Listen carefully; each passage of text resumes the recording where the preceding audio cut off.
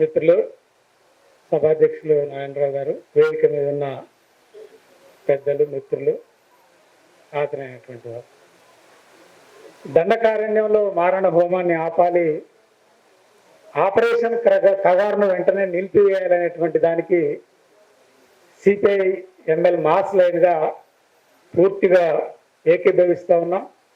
ఈ కగారు ఆపరేషన్ను వెంటనే నిలుపుదల చేయాలని ప్రభుత్వాన్ని డిమాండ్ చేస్తూ ఉన్నాం.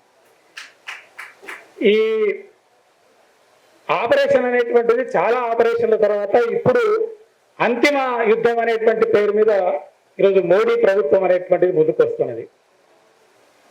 అంతిమ యుద్ధం వాస్తవంగా ప్రజల నుంచి దోపిడి పాలక వర్గాలకు జరుగుతుంది. అంతిమ యుద్ధం అనేది ఎక్కడైనా సత్యమే గెలుస్తుంది, ప్రజాస్వామ్యమే నిలబడుతుంది. కాబట్టి అంతిమ యుద్ధం అనేది మన ద్వారా ప్రభుత్వాల పైన ఉంటుంది అనేటువంటిది కూడా ఈ సందర్భంగా వాళ్ళు గ్రహించాల్సిన అవసరం ఉందనేటువంటిది కూడా మేము స్పష్టం చేస్తా ఉన్నాం.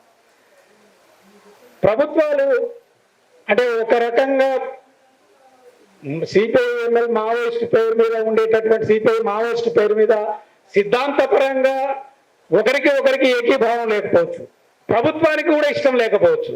కానీ ప్రభుత్వం నడిపేటటువంటి రాజ్యాంగంలో ఉండేటటువంటి అంశాలు నీ ఇష్టం వస్తే నిషేధిస్తాం, ఇష్టం లేకపోతే దాన్ని కొనసాగిస్తాం అనేటటువంటి పద్ధతి ఇది ఇష్టానుసారంగా కొనసాగేటటువంటి విషయంగా ఈరోజు పాలక వర్గాలు తీసుకుపోతున్నటువంటి విషయంగా మనం అర్థం చేసుకోవాల్సిన అవసరం ఉన్నది. ఇది దుర్మార్గమైనటువంటి పరిస్థితి. అంటే ఒకటి వాళ్ళ ఆయుధాలు చేపట్టారనేటువంటి దాని మీద వాళ్ళను ఎన్కౌంటర్ల పేరు మీద కాల్చి చంపడం, అదే సందర్భంలో ఈ ఆదివాసీలలో ఉండేటటువంటి మొత్తం బస్తర్ ప్రాంతంలో ఉండేటటువంటి వాళ్ళనంతా కూడా మారణ హోమాన్ని చేసేటటువంటి ప్రక్రియకు పూనుకోవడం అనేటువంటిది ఇది మరింత దుర్మార్గమైనటువంటి విషయంగా మనం అర్థం చేసుకోవాల్సిన అవసరం ఉన్నది. అసలు మనిషిని చంపేటటువంటి హక్కు ఈ ప్రభుత్వాలకు ఎక్కడ ఉన్నది? అసలు రాజ్యాంగంలో ఏం రాసుకొని ప్రభుత్వంలోకి నువ్వు వచ్చావు? అసలు ఆనాడు రాసుకున్నటువంటి రాజ్యాంగం ప్రకారం ప్రభుత్వాన్ని పరిపాలించిన పాలకులు కానీ స్థితి కానీ ఈ 70 సంవత్సరాల కాలంలో ఇవే మాటలు మాట్లాడుతూ మీ యుద్ధం ఎవరి మీద జరగాలి, మీ యుద్ధం దేనికోసం జరగాలి, ఈ దేశంలో సంపద లేదా, ఈ దేశంలో భూమి లేదా, ఈ దేశంలో చేసేటటువంటి శ్రామికులు లేరా?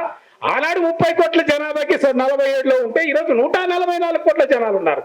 మీరు ఆ రోజు నుంచే మీ యొక్క ప్రక్రియ అనేటటువంటిది రాజ్యాంగబద్ధంగా 10 ఏళ్ళనే చదువు చెప్పించాలి, ఇల్లు కట్టించాలి, వైద్యం ఇవ్వాలి. ఇది మేము చెప్పేది కాదు, మనం చెప్పేది కాదు. రాజ్యాంగంలో రాసుకున్నటువంటి అంశాలు నువ్వు టార్గెటెడ్ గా కొనసాగి ఉంటే ఈరోజు 144 కోట్ల భారతదేశం పారదర్శకంగా నువ్వు అనుకున్నటువంటి పెట్టుబడిదారు పద్ధతుల్లో ఉండేటటువంటి స్థితి ఎలా ఉండేది, ఈ రోజు ఎలా ఉండింది అనేటటువంటిది మనం అర్థం చేసుకోవాలా. ఇది వాళ్ళ పెట్టుబడిదారి సంక్షోభం మూలంగా ఈరోజు ప్రపంచం మొత్తం కూడా ఇదే విధానాలు అవలంబించేటటువంటి స్థితి, దుర్మార్గమైనటువంటి స్థితి మనకు కనపడతా ఉన్నది. ఎక్కడైనా ఈరోజు మనిషిని చంపడం అనేటటువంటిది, ఇంతకు ఉదయం కూడా చాలా మంది మాట్లాడారు, పెట్టుబడిదారి యుద్ధానికి కూడా నీతులు ఉంటాయి, నియమాలు ఉంటాయి అనేది. ఈ నీతులు నియమాలు లేనటువంటి పరిస్థితి ఈరోజు గాజా మీద 35,000 మందిని చిన్నారులతో సహా, ఆడపిల్లలతో సహా, వృద్ధులతో సహా 35,000 మందిని చంపడం అంటే ఐక్యరాజ్య సమితి మాట్లాడినా, యుఎన్ మాట్లాడినా, ఎవరు మాట్లాడినా ఆదరణటువంటి స్థితి ఈరోజు ప్రపంచంలో కొనసాగుతుంది. మరొక పక్క ఇద్దరు సామ్రాజ్యవాద దేశాల మధ్య ఉక్రెయిన్ అనేటువంటిది ఉక్కిరిబిక్కిరి అవుతున్నటువంటి స్థితి ఉన్నది. అంటే మనుషుల్ని చంపడం, విధ్వంసం చేయడం, బ్రతకకుండా చేయడం, ఇది మొత్తం ప్రపంచవ్యాప్తంగా మితవాద ప్రభుత్వాల యొక్క పోకడగా ఇది. ఎందుకంటే అనివార్యంగా వాళ్ళు పరిపాలన చెయ్యలేనటువంటి, ప్రజల్ని పాలించలేనటువంటి స్థితి ఒకటి వచ్చిన నేపథ్యంలో తప్పకుండా నియంతృత్వం, నిర్బంధం అనేటటువంటిది వాళ్లకు ఉంటది అనేటువంటిది ఏర్పడుతుంది, అవసరమవుతుంది అనేటువంటిది కూడా ఈ సందర్భంగా మనం అర్థం చేసుకోవాల్సిన అవసరం ఉన్నది. అంతేకాదు ఇప్పుడు బస్తర్ ప్రాంతంలో అసలు మనుషుల్నే లేకుండా చేసేటటువంటి పరిస్థితి ఉంటే బయట దేశంలో ఉండేటటువంటి 140 కోట్ల మందిలో దాదాపు 70-80-90% జనాన్ని జీవించడానికే పరిస్థితులు లేనటువంటి ఒక విధ్వంసక వాతావరణాన్ని సృష్టిస్తున్నది. ఎంత అంటే అసలు మనిషి ఈరోజు లెక్కలు మాట్లాడుకుంటున్నారు, 40 నుంచి 50 కోట్ల మంది భారతదేశంలో కార్మిక వర్గం 5 నుంచి 10,000 లోపు బతుకుతున్నటువంటి స్థితి ఉన్నది. పర్మనెంట్ ఉద్యోగాలు అనేటువంటిదే లేకుండా పోయింది. రైల్వేలో 14-18 లక్షల నుంచి ఈరోజు 12 లక్షలకు వచ్చేసారు. రైతాంగానికి సంబంధించి భూమి కనీసం 59% బతుకుతున్నటువంటి ఆరాకొరా బతుకుతున్నటువంటి వాళ్ళు ఈ భూమి కూడా వాళ్ళకు ఉండటానికి వీల్లేదనే పేరు మీద 3 చట్టాలు తీసుకొచ్చి వాళ్ళని విధ్వంసం చేసేటటువంటి స్థితి. అంటే దేశవ్యాపితంగా కూడా మానవుడు అనేటటువంటి వాడు, పౌరుడు అనేటువంటి వాడు, పౌరుడికి సంబంధించిన హక్కులు అంటే జీవించే హక్కు అనేటటువంటిది నువ్వు రాసుకున్నావా, రాసుకోలేదా? ఒక మనిషి జీవించాలంటే వాడికి ఏ స్థాయి ఉండాలి, ఏ రకమైనటువంటి ప్రజాస్వామ్యం, నువ్వు చెప్పిన ప్రజాస్వామ్య పద్ధతుల్లోనైనప్పటికీ కూడా మనం కోరుకున్నది వేరేననుకోండి, కానీ ఆ స్థితిని కూడా ఈ రోజు ప్రభుత్వాలు ఎందుకు కల్పించలేకపోతున్నాయి అనేటువంటిది, ఇంతటి విధ్వంసం అనేటువంటిది. ఒకనాడు నిర్భయ కోసం అత్యాచారం జరిగితే, పోరాటం జరిగితే వేల మంది నడి రోడ్డు మీదకి వచ్చి మాట్లాడినటువంటి స్థితి ఉన్నది. కానీ ఈరోజు మణిపూర్లో వందలాది మంది మహిళల్ని బట్టలు ఊడదీసి నగ్నంగా రోడ్డు మీద తిప్పుతుంటే, అసహ్యకరంగా ప్రవర్తిస్తుంటే సమాజం మౌనం వహించేటటువంటి స్థితి ఒకటి వస్తున్నది. ఇది చాలా కాన్షియస్ గా కేంద్ర ప్రభుత్వం అనేది చాలా కాన్షియస్ గా దీన్ని మనుషుల మెదళ్లను మారుస్తున్నటువంటి పరిస్థితి ఉన్నది. దాంట్లో మతాన్ని జోడించడం వల్ల ఈరోజు రాజ్యంలోకి మతాన్ని చొప్పించడం అనేటువంటిది చాలా ప్రత్యక్షంగా మనం చూస్తున్నది ఇదే. ఈరోజు వాళ్ళు అంతటి విధ్వంసం చేస్తున్నా, మణిపూర్లో హత్యలు చేస్తున్నా, గృహదానాలు చేస్తున్నా, దానికి ఒక మతాన్ని జోడించి మొత్తం మౌనంగా పాటింపజేస్తుందంటే మనం ఈ సందర్భంగా అర్థం చేసుకోవాలి. మేము ఈ మొన్న ఎన్నికల్లో బస్ యాత్రలో మహబూబ్ నగర్ పోతే జనరల్ వాకర్సే వాళ్ళేదో కాన్షియస్ గా ఉండేటటువంటి వాళ్ళు కాదు. వారు మీరు ప్రజాస్వామ్యం గురించి మాట్లాడటం అంటే కేరళ గురించి మాట్లాడటం, ముస్లింస్ గురించి మాట్లాడటం, మీరు ఇట్లే మాట్లాడితే నేను బట్టలు ఇప్పుతాను, వాడు ప్యాంట్ ఇప్పిండు వాడు మామూలుగా. అరే అదేం పద్ధతి అంటే వాడు అంతే, లేదంటే మొత్తం ఇప్పుతా అంటున్నాడు వాడు. అంటే ఈ టెండెన్సీ అనేటువంటిది వాడికి అసలు మొత్తం భారతదేశంలో ఉండేటటువంటి యావత్ ప్రజానికంలోకి మోడీ గల్లీ లీడర్ కంటే కూడా అసహ్యంగా మాట్లాడుతున్నటువంటి పరిస్థితి ఉన్నది. ముస్లిమ్స్ అంటేనే ఈ దేశంలో వాళ్ళు కాదు, ముస్లిమ్స్ అంటే మెజారిటీ మతవాదాన్ని సమీకరించడం కోసం మొన్నటి దాకానేమో నువ్వు పాకిస్తాన్ బూచి చూపించావు. పాకిస్తాన్ ఎంత ఉందండి, ఈ దేశం ఎంత ఉందండి, 144 కోట్ల పైన భారతదేశం ఉంది, సైనిక శక్తి ఉంది, అన్నీ ఉన్నాయి. కానీ ఇది ఒక్క పుల్వామా దాడితోటి, మరొక సంఘటనతోటి భారతదేశం అంతా ఎటో పోతుంది, ఏమైపోతుంది. ఈరోజు యాత్రలో తిరుగుతుంటే చాలా మంది కాంగ్రెస్ పార్టీ వాళ్ళు కూడా ఏమంటే మీరు ఓట్లు ఎవరికి వేస్తున్నారంటే బీజేపీకి వేయాలి సార్. అదేంటో కాంగ్రెస్ పార్టీ కదా నువ్వు అట్లా మాట్లాడతామంటే, లేదు సార్ ఈడ సరిపోయింది సార్, ఈడ కేసీఆర్ సరిపోయింది, ఆడ మాత్రం దేశాన్ని రక్షించడానికి ఆయనే ఉండాలి. అసలు దేశాన్ని ఏం చేస్తున్నాడు, ఎంత విధ్వంసం చేస్తున్నాడు. రైతాంగాన్ని ఉరివేయడం కోసం 3 చట్టాలు తీసుకొచ్చాడు. మొత్తం 40 కోట్ల 50 కోట్ల కార్మిక వర్గాన్ని నాశనం చేయడం కోసం 29 చట్టాల్ని 4 కోట్లుగా మార్చేశాడు. యాజమాన్యానికి అనుకూలంగా, ప్రభుత్వాలకు అనుకూలంగా, అసలు ఉద్యోగానికి భద్రతే లేకుండా, వారి జీతమే అడగకుండా, తీసేసిన ఏ అధికారి మాట్లాడకుండా, సంఘం పెట్టుకునే అవకాశమా లేకుండా, ఇంతటి దుర్మార్గం అనేటువంటిది, ఇంతటి విధ్వంసం అనేటటువంటిది బయట పెరుగుతున్నటువంటి స్థితిలో ప్రజాస్వామ్య స్పృహ అనేటువంటిదే లేకుండా చేసేటటువంటి ఒక దుర్మార్గమైనటువంటి క్రీడ ఈరోజు మన నరేంద్ర మోడీ నాయకత్వంలో కొనసాగుతున్నది. ఫ్యాసిజం అంటే ఇదే, ఎవరు మాట్లాడకుండా రేపు నిశ్శబ్దంగానే అందరినీ కూడా తన ఆవరణలోకి తీసుకుపోవడం అనేటువంటి ఒక ప్రమాదకరమైన పరిస్థితుల్లోకి ఆయన తీసుకొచ్చాడు. ఎందుకు? ప్రభుత్వ రంగం అసలు ప్రజలకు సంబంధించిన కనీస జీవించే హక్కే లేకుండా చేస్తా ఉన్నాడు.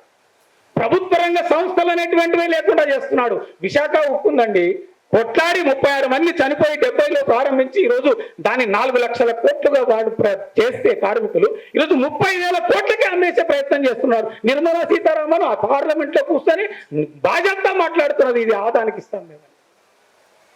ఎల్ఐసి అనేది చాలా ప్రభుత్వం 74% మార్కెట్ భారతదేశంలో, దానికి తప్ప ఇంకొక దానికి కట్టరు ఈ దేశంలో.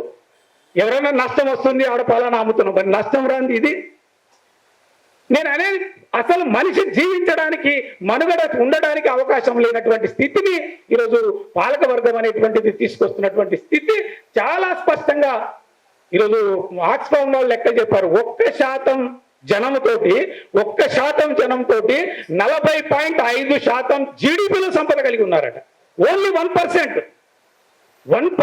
జనానికి 40.5% జీడిపిలో సంపద కలిగి ఉందంటే వాళ్ళు అదే లెక్క చెప్పారు. కింద ఉండే 50% జనానికి జీడిపిలో 3% మాత్రమే కలిగి ఉన్నారనేది. ఇది చాలా స్పష్టంగా దీన్ని కొనసాగించడానికి, ముందుకు తీసుకెళ్లడానికి వాళ్లకు అనివార్యమైనటువంటి పద్ధతులు ఈరోజు మన మీద దాడి చేయడం అనేటువంటిది.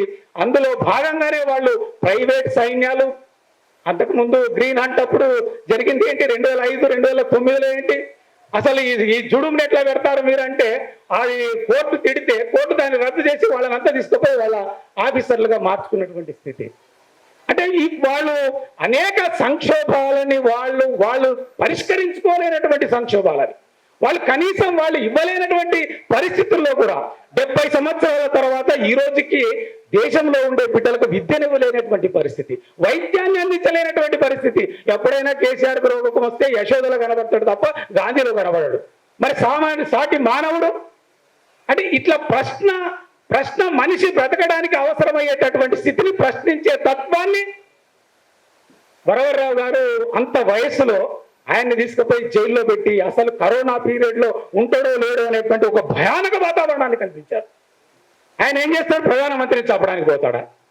ఎవరికైనా కూడా ఏ భావాలు కలిగి ఉండొచ్చు. రాజ్యాంగంలో ఏముంది నీకు? అసలు భావాలే లేకుండా ఉండాలని ఉందా?